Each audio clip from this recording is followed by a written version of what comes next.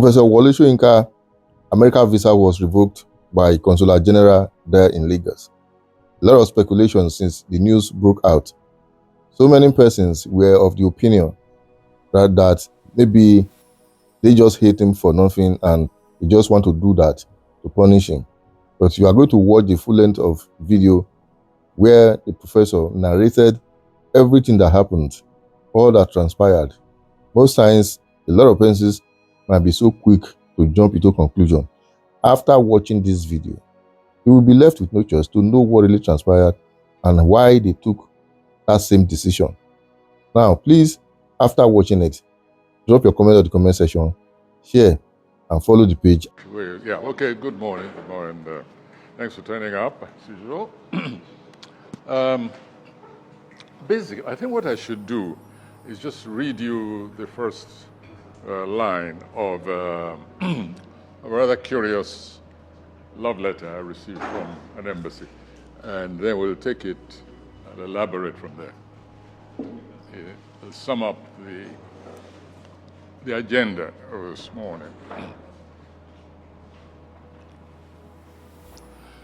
Yes, Consulate General of the United States of America, Lagos, Nigeria, October 23, 2025. Hold on. Yeah? Oh. All right.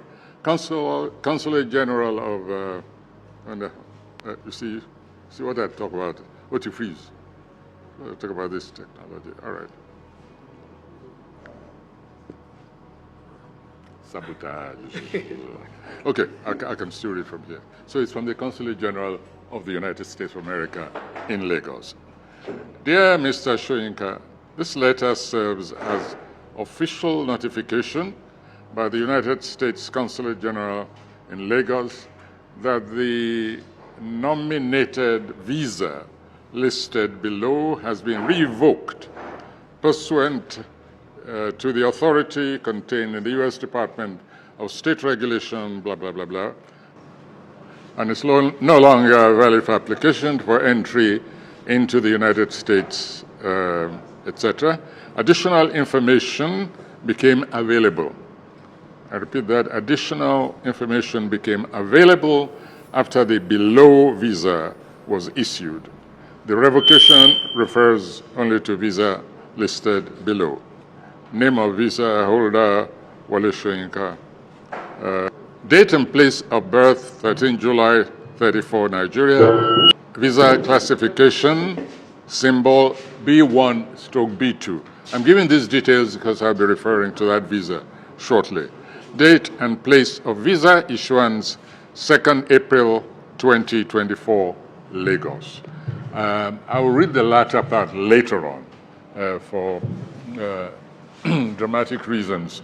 I don't want to read it now. I want to read it towards the very end. Now, I think it's important for me to begin by reminding us about the history of this visa, which was issued when an accident happened to my green card, which some of you might remember.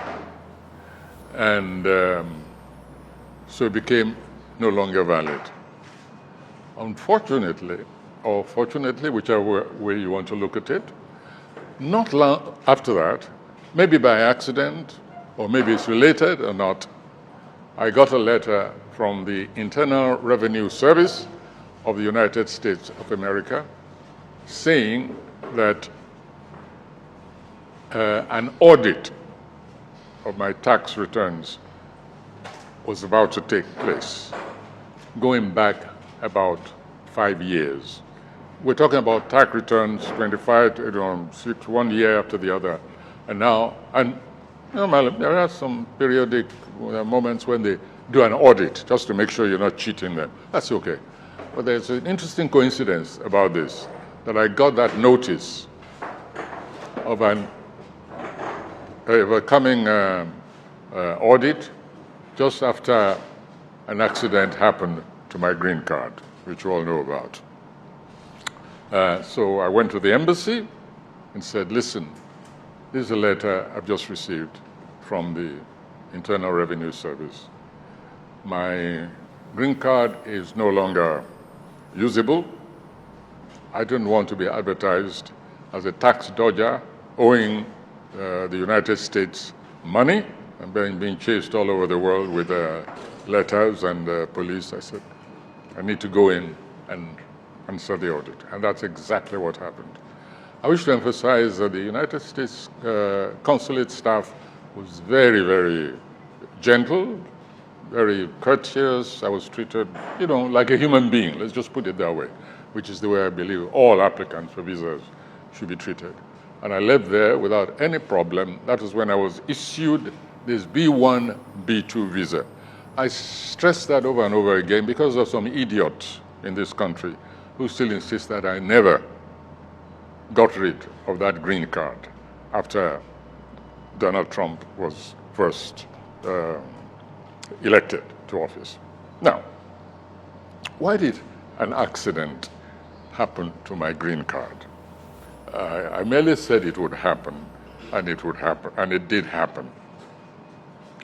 It's because I realized that many people were still skeptical about the new incumbent at that time of the presidency of the United States.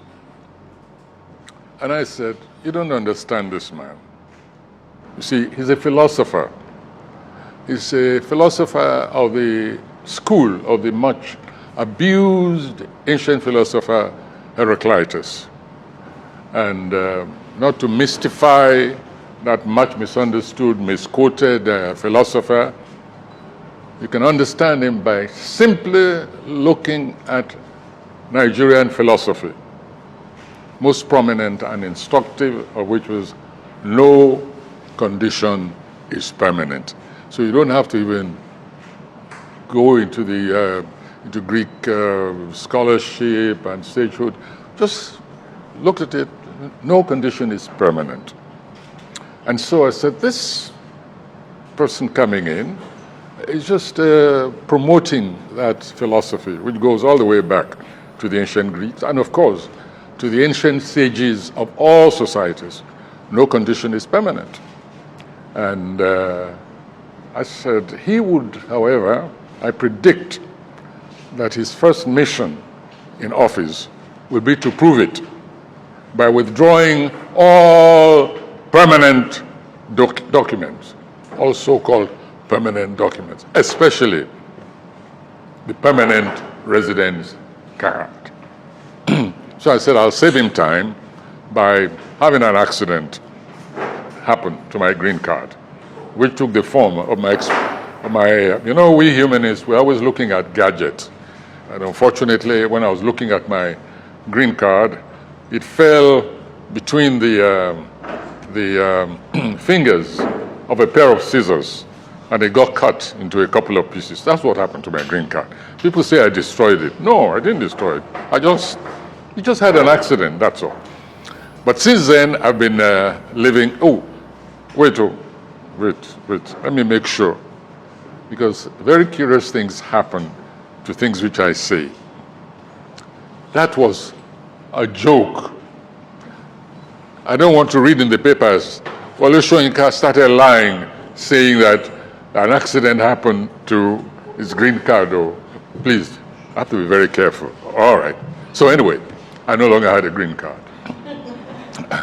That's what matters. That's how I demoted myself by circumstances from permanent resident to just another tourist business entry and depart. By coincidence, when I read that letter of revocation, I actually had some American citizens visiting me. They came for the Badagry Door of Return Festival. And from there, they came to visit in Abeokuta. I wasn't there, but they were made at home, and they were able to go around the place and even have some palm wine. So to begin with, at the beginning, I said, could it be that they're angry that I'm hosting their citizens just when they're considering reconsidering, or they've invited me to bring in my visa for reconsideration. I don't know how many of you read or saw the press statement which I made at the time when I received a letter. That is, we're going back now, 2 weeks before this letter, when I received a letter asking me to bring back my passport because certain facts may have come up since the visa was issued. And I was given a date to report at the consulate with my passport. I declined the invitation. First of all, I didn't like the date. Everybody knows what happened on that date, November 11, many years ago. So it was rather unfortunate that they picked that date. And I said, sorry, I'm superstitious. I'm not coming on that date. And then ultimately, I made it clear I was also not going to apply for another date to bring in my passport. So I left. I traveled out. When I came back, or even before I came back, I got a letter from the ambassador. What is that? What is our problem there? Is the house falling down or something? Just give me notice so I know which direction to run. So I got a letter from the ambassador.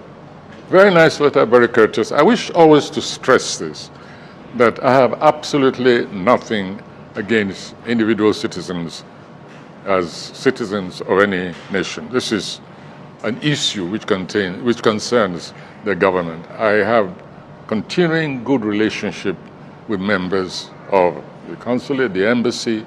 I received nothing but courteous treatment from them. I want to stress that.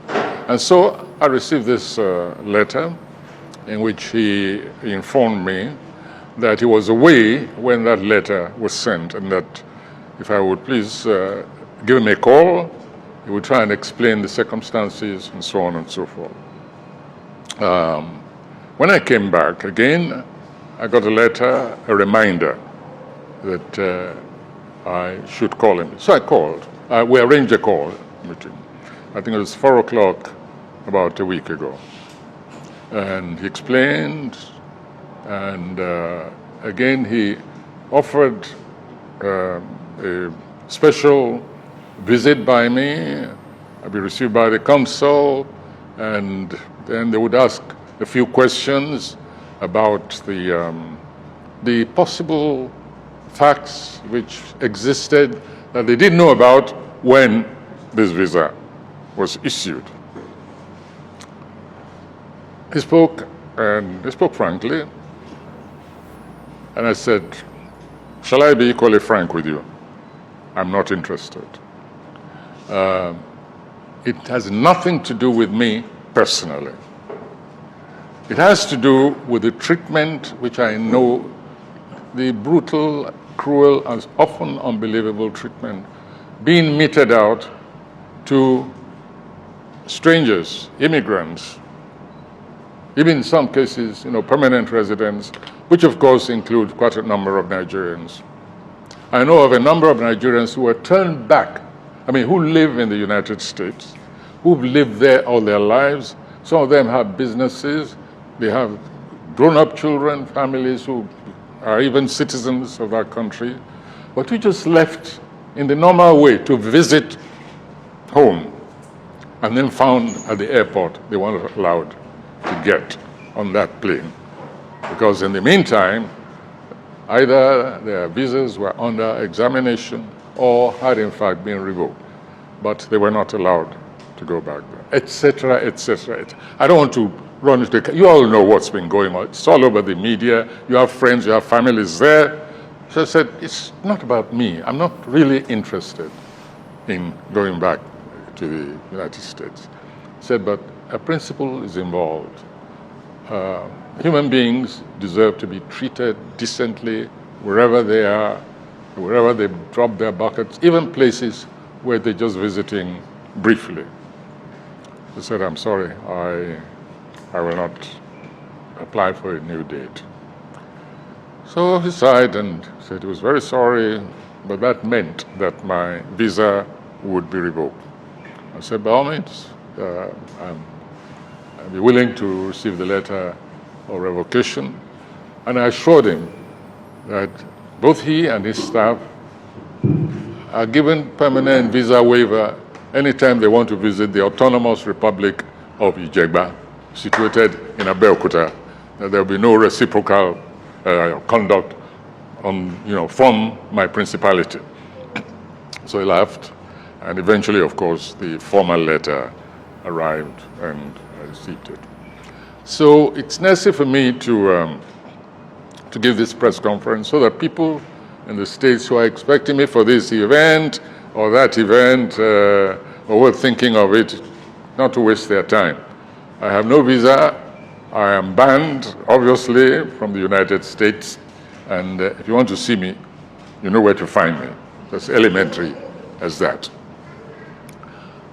There's a comment which is necessary. So I asked myself, however, the visa doling department is now looking into past history, because this is a statement that certain facts have come up. I mean, we're talking about thousands of people, by the way. I want us always to bear that in mind. So they've dug backwards, and if you remember, there were statements to the effect that anybody with any past criminal act, even felony, just misdemeanor, was qualified for revocation of visa. So I had to start looking back. Have I ever misbehaved in the United States? Do I have a history? Have I been convicted? Have I gone against the law anywhere?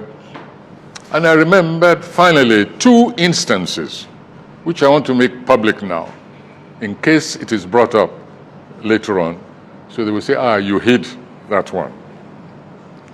I remember pleading guilty at the airport one day. I was landing in Chicago. That's my first major production in the United States. We were in rehearsals at the time, Death and the King's Horseman. And the night before I left, I had to dash to London and then return for rehearsals.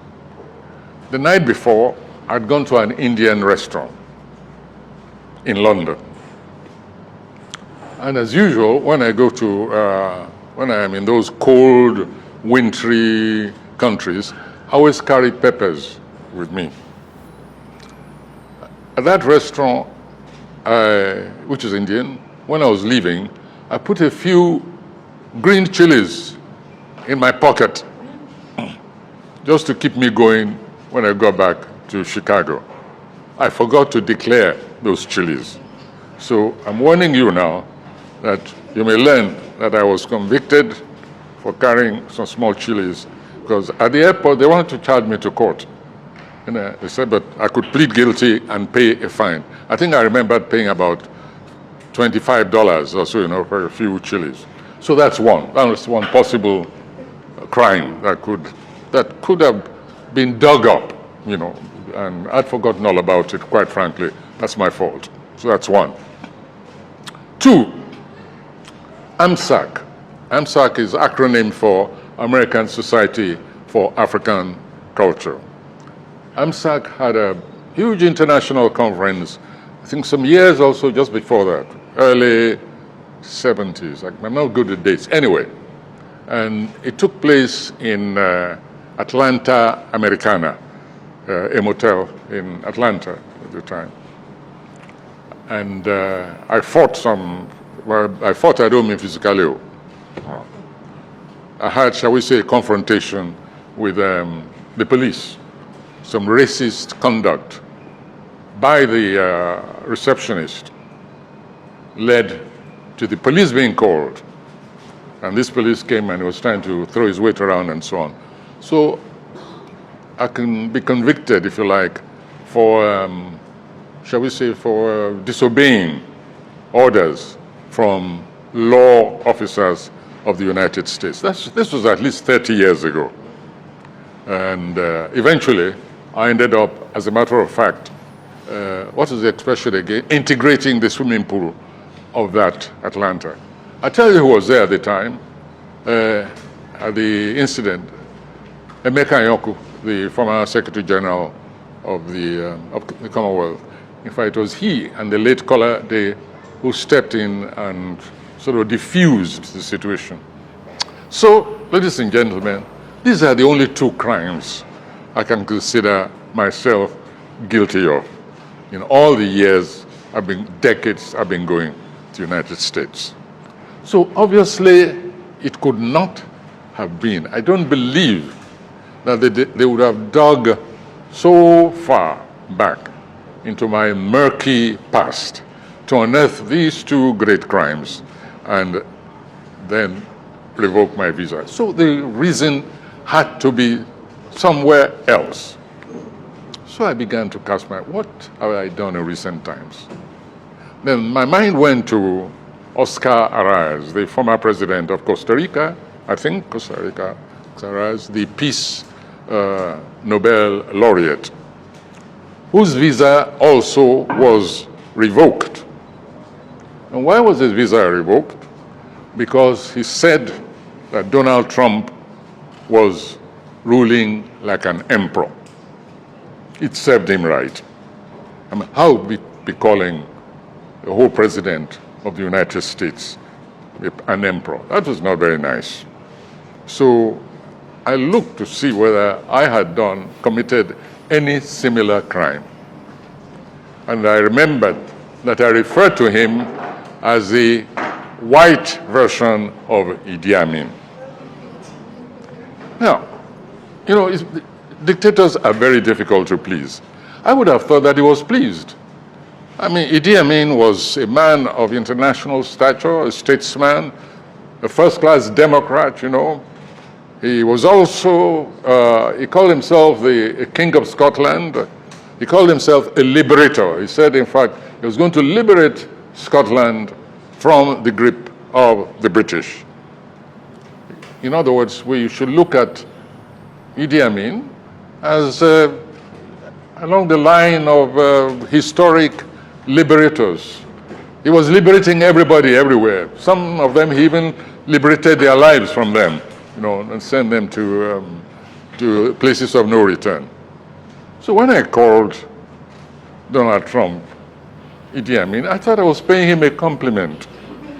So why now, if they had contacted me, I would have said, look, I'll look for a new title for you. Maybe give you a more contemporary emperor, like Emperor Bokassa.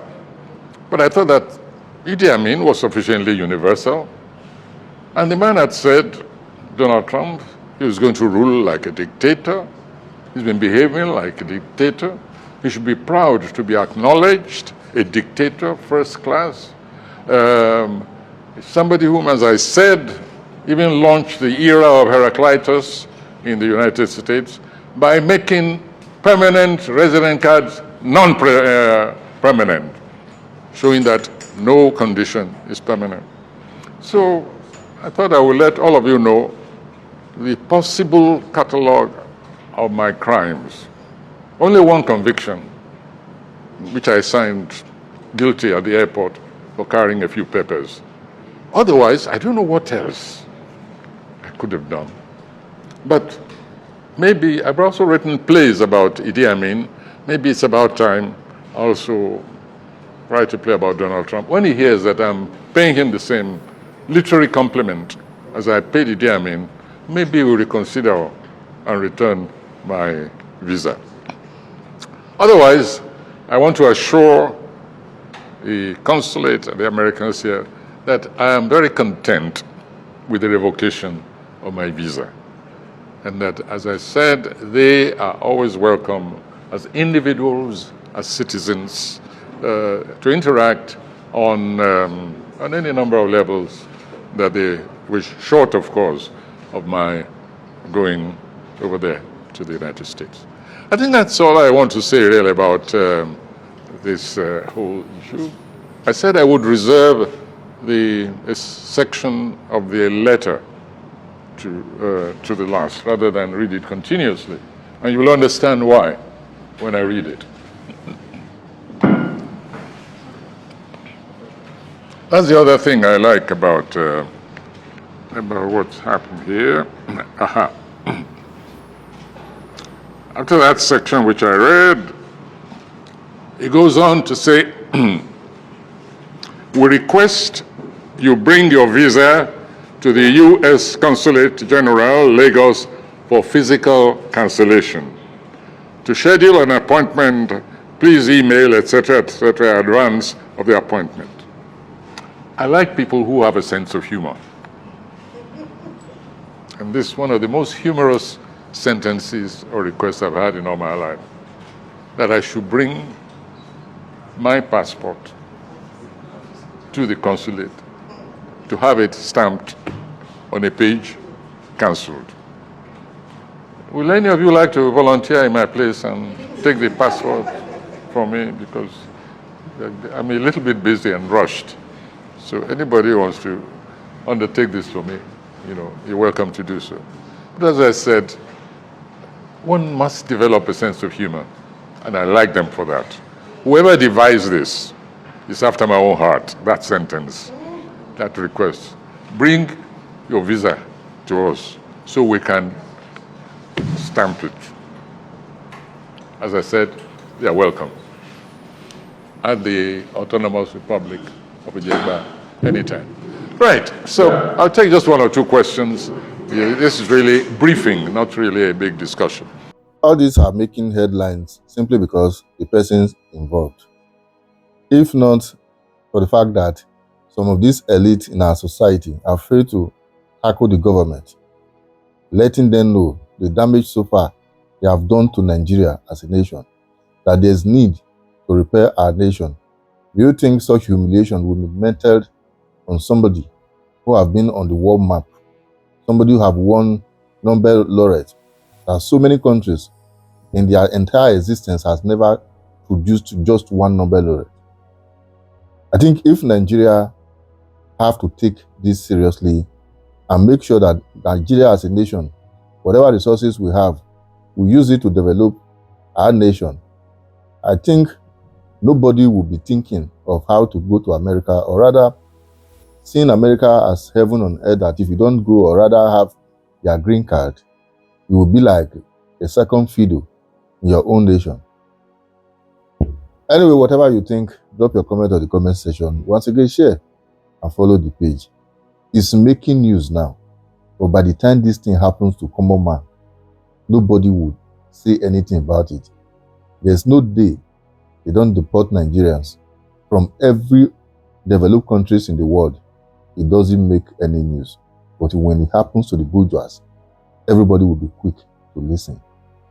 Like I do tell some persons, no matter how comfortable you are in any country you find yourself, no matter the kind of documentation they gave to you, be it naturalization or passport, whatever name you want to call it, a day will come, a government that does not like your country will be in existence. Then you will know that if they can give, they can easily take it back. Exactly what just happened. Imagine asking an old man of this nature that he should come to the embassy, bring that same passport so that they can cancel it. What an insult. If it can happen to as influential as Professor Wole Soyinka, don't you think it can happen to anybody? A man who has never occupied any elective offices, that is so corrupt, he's been there over the years, that everybody respects so much. If it can happen to him, what now make you think you, a governor, a president, that is looting our treasury dry, take it to some of those countries, buy big mansions, that on a very good day, a time will not come where the government of the country will tell you, we don't need you in this country. Whatever you want to do with your property, come and do it. And when it comes to that aspect, there you will know that this same set of people are so crafty that they might place embargo on it, that on no account should anybody buy such product, or rather building or company or whatever you have as an investment over there. Then you will know this same set of people, whatever they are doing all this while, They are just trying to massage our ego by bringing what we have instead of using it to develop Africa, to their country to develop. Once again, whatever you think, drop your comment in the comment section, share, and follow the page. Africa needs to develop Africa. Otherwise, such humiliation that they just meted on him will continue for a very long time.